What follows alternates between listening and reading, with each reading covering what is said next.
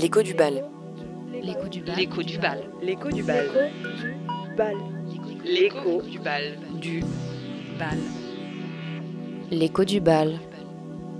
Bienvenue dans L'écho du bal, une série de podcasts pour prolonger l'exposition Yasuhiro Ishimoto, des lignes et des corps. Dans cet épisode, Francesca Veneziano, conférencière et chargée de contenu à la Fabrique du Regard, pôle pédagogique du bal, vous propose de porter un regard nouveau sur une photographie emblématique d'Ishimoto. L'exposition Yasuhiro Ishimoto, des lignes et des corps au bal, présente une large sélection de tirages d'époque réalisés entre 1948 et 1952, années durant lesquelles Ishimoto est étudiant à l'Institute of Design de Chicago. Ces séries permettent aux visiteurs de l'exposition de découvrir l'élaboration du regard du photographe. On y décèle les prémices de ce qu'Ishimoto creusera tout au long de sa vie, une démarche d'observation sociale dans la grande tradition documentaire américaine, le formalisme et la sensibilité pour l'expérimentation, hérité du Bauhaus, dont l'Institute of Design est l'une des émanations aux États-Unis. Ces séries de photographies résultent des consignes données aux étudiants par les différents enseignants. On y découvre aussi, un creux, la pédagogie novatrice et, selon les mots d'Ishimoto, inorthodoxe du Bauhaus. Parmi ces éléments de rupture, le déplacement des exercices du studio à la rue. Concentrons-nous à présent sur une image. Elle fait partie de la série Little Ones, sur des enfants du South Side de Chicago, un quartier de population principalement afro-américaine. On y découvre, en bas et à droite du cadre, le profil d'un jeune garçon afro-américain photographié à un léger contre-plongée. Son regard se dirige vers le hors-champ à droite. Sur la gauche de l'image, parallèle au bord du cadre, s'élève un poteau. La barre horizontale qui se trouve à son extrémité est endommagée. Elle servait sans doute à maintenir une enseigne. Les lignes dessinées par ce mobilier urbain entourent en partie le profil du garçon, tel un surcadrage inachevé. L'enfant et le poteau étant photographiés à un contre-jour, très peu de détails de ceux-ci sont visibles.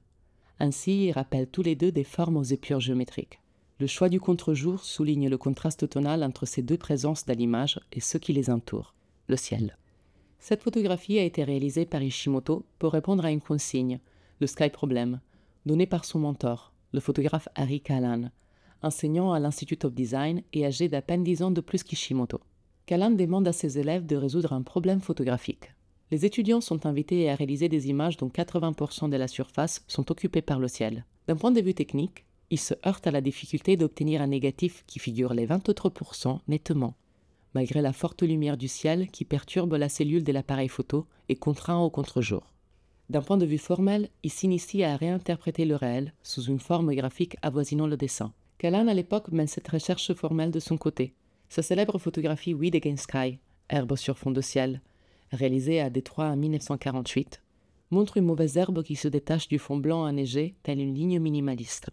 Ishimoto et ses camarades de l'Institute of Design étaient sans doute au fait des recherches visuelles de leurs enseignants. Ils ne connaissaient pourtant pas ces images, car Callan se défendait de leur montrer. L'un de ses préceptes, issu de la pédagogie Bauhaus, était « créer sans imiter ». La solution au Sky Problem proposée par Ishimoto est révélatrice de son approche photographique, qui fait cohabiter recherche graphique et attention extrême au monde qui l'entoure. Le contre-jour rend peu discernables les traits du visage de l'enfant. Il efface sa singularité. Ce rendu est la réinterprétation visuelle de l'invisibilisation des communautés afro-américaines. Le mobilier urbain entoure l'enfant, il l'enferme. Le regard vers le hors-champ témoigne peut-être d'une envie de s'évader hors du cadre. Comme l'écrit l'historienne de l'art Agathe Cancelleri dans le texte publié dans le livre qui accompagne l'exposition, le jeune garçon afro-américain devient, sous le regard du photographe, une silhouette anonyme et indissociable de son environnement. Dans les photographies d'Ishimoto, la géométrie des formes se fait constat social. Dans le prochain épisode, rencontre avec Juliette Chalaï, libraire du Bal Books, qui vous proposera ses conseils de lecture inspirés par l'œuvre d'Ishimoto.